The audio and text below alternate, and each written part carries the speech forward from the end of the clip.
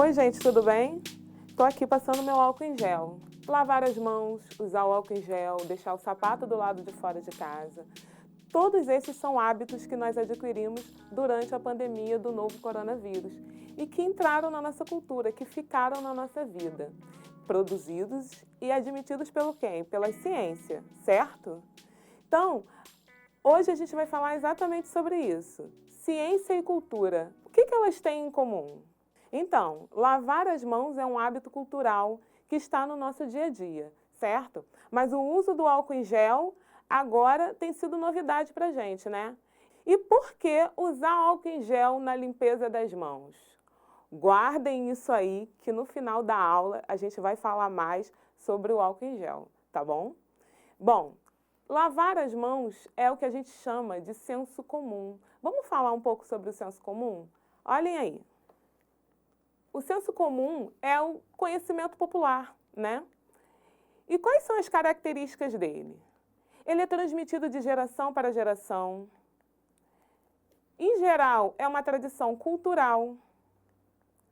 Provém da educação não formal, aquela educação que a gente não aprende só na nossa escola. É baseado na imitação e em experiências pessoais. A gente vê alguém fazendo e faz também. É empírico, desprovido de explicações. E ele está na experiência do dia a dia, são experiências casuais, certo? Então, o senso comum vem do conhecimento popular e ele provém da nossa cultura. Aí a gente tem alguns exemplos, ó. O chá de boldo, que cura problemas no fígado. Ameixa e mamão ajudam a regular o intestino. Quem nunca ouviu falar nisso, né? Lavar as mãos para evitar doença. Tomar banho. E o que é cultura, professora? Cultura e ciência se relacionam? A cultura é tudo aquilo produzido por pessoas, por isso cultura e ciência possuem uma relação bem próxima. A cultura e a ciência, elas possuem uma relação bem próxima. Por quê? Porque elas são feitas por seres humanos. Então elas intervêm no nosso cotidiano, elas intervêm na nossa vida. Vamos lembrar um pouco sobre o que é conhecimento científico? Olha lá. Bom, essas são as características do conhecimento científico. Ele resulta da investigação. O objeto da ciência é o universo material, o físico, e o que for perceptível pelos órgãos dos sentidos. É verificável na prática, pela demonstração e pela experiência. É transmitido por intermédio de treinamento apropriado e acompanha procedimentos científicos. Percebam que a ciência, ela permeia o nosso cotidiano. Olhem aí.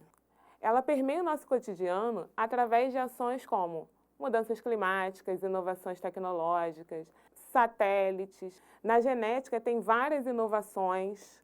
A gente vai perceber que a ciência e a cultura, elas fazem parte do nosso cotidiano e que elas são dinâmicas, certo? Nenhuma das duas estão sempre da mesma forma. A cultura, ela vai modificando. A gente não vive hoje como as pessoas viveram há 200 anos atrás. Assim como a ciência também. Só que a ciência, gente, ela tem uma característica que a difere da cultura. A ciência, ela tem a comprovação. Lembra que quando a gente lê o conhecimento científico, a gente fala de investigação e comprovação? Então, a ciência, ela vai ter sempre seus fatos comprovados, certo? Enquanto a cultura não. A cultura, a gente vai acreditando, sabendo, um passando para o outro. Na ciência, não existe nada disso. Tudo na ciência é comprovado e tem uma coisa que a gente não pode esquecer. Quando um cientista comprova algo, tem a questão dos pares. Outro cientista tem que comprovar essa mesma coisa, certo? Para que aquilo se torne algo de conhecimento científico realmente, ok? Agora, a cultura também influencia na ciência, professora? Influencia e muito. E a gente vai ver agora um exemplo da cultura indígena e a ciência. Olhem aí.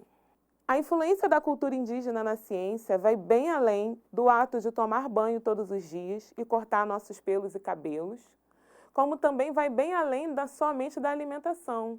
né, do fato da gente gostar de se alimentar de milho, mandioca e etc. É importante destacar que, sem as contribuições indígenas, a farmacêutica, a medicina e também a química seria muito mais modesta do que é hoje. Sem a inventividade deles, não haveria, por exemplo, a indústria da borracha. Sendo assim, tão pouco a indústria automobilística, né? Já que a gente utiliza a borracha para fazer os nossos pneus, por exemplo. As contribuições indígenas importantes são as pinturas corporais, com urucuns e geno-papo, por exemplo. Os processos químicos de fermentação dos derivados da mandioca, como a caiçuma e o tacacá. A conservação de alimentos por meio da banha de porco. E as plantas medicinais, tá? Desde muito antes dos portugueses chegarem ao Brasil, os povos originários já usavam as plantas como medicação, certo? Então, essa é uma cultura riquíssima que influenciou em muito na nossa farmacêutica, na nossa medicina, tá? Mas o que são plantas medicinais? Vamos dar uma olhada aí? As plantas medicinais são usadas há muito tempo por nossos antepassados e são conhecidas por terem um papel importante na cura e tratamento de doenças. Estima-se que aproximadamente 80% da população do planeta já tenha feito uso de algum vegetal para aliviar sintomas de alguma doença. E aí a gente vai ver uns exemplos de algumas plantas e suas características farmacêuticas. O alecrim, que é um ótimo estimulante e antirreumático, também é ótimo para tosses, bronquites. Alfazema, que é um calmante. Calêndula, que é bom para o tratamento da pele, queimaduras, e atua como cicatrizante anti-inflamatório. Camomila, que é bom para aliviar inflamações, ajuda a combater insônia. Erva doce, que é indicada para dores musculares. Hortelã, que possui propriedades benéficas para o aparelho respiratório. Isso aí são alguns exemplos, tá? O Brasil é riquíssimo em biodiversidade e a gente já sabe muito bem disso, né? Então, nós temos vários tipos de plantas que são medicinais e que nos servem para muitas coisas. Agora, só porque eu sei disso, professora, eu vou sair lá pegando alguma planta e usando. Tá certo isso? Não está certo.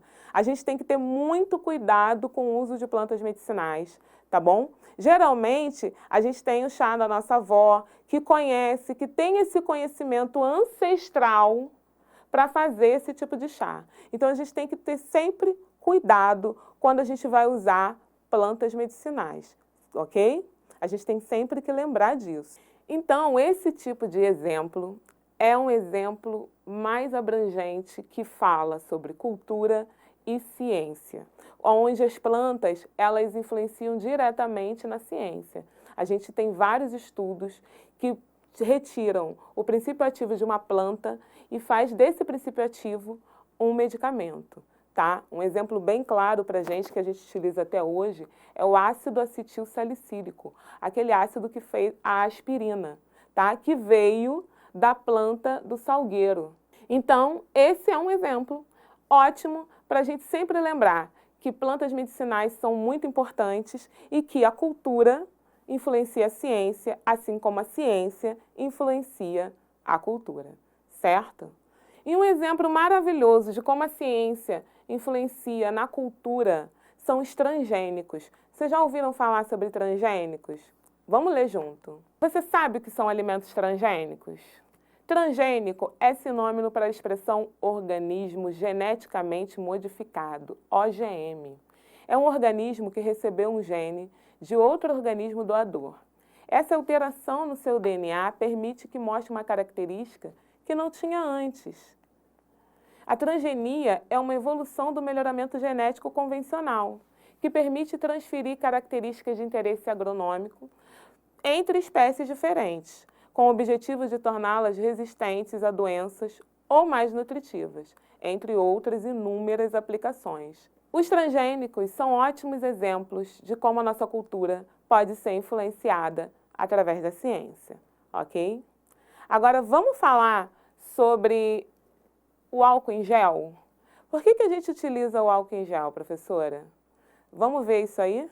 Bom, o álcool em gel e o conhecimento científico, né? Em 1966, nos Estados Unidos, a latina Lupe Hernandez foi responsável por desenvolver a fórmula do álcool em gel. A jovem que estudava enfermagem na cidade de Bakersfield, na Califórnia, começou a se preocupar com a falta de disponibilidade de água e sabão para os profissionais da área de saúde, já que a asepsia é necessária para entrar em contato com o paciente. Pensando nisso, Lupe descobriu que a melhor solução era transportar o álcool em forma de gel, pois seria possível utilizá-lo quando água e sabão não são uma opção. Vendo o grande potencial de sua invenção, a estudante patenteou a ideia. Vocês sabiam que foi uma mulher que fez isso? Isso é muito importante falar e comemorar, sabe por quê? Porque até nisso a cultura influencia a ciência. Por muitos anos, as mulheres foram impedidas de fazerem ciência por serem consideradas culturalmente incapazes. Então, achava-se que as mulheres não eram capazes de fazer ciência e somente poderiam fazer trabalhos de cuidado. E esse é um exemplo que a gente pode comprovar através das estatísticas, né? A gente tem muito mais cientistas homens do que mulheres, mas isso já está mudando. E Lupe Hernandez é um exemplo disso, de mulheres que fazem ciência e que mudam o mundo. É isso, gente. Vamos ficando por aqui. Quer ser um cientista? Continue estudando, não dá mole não. Até a próxima e tchau, tchau!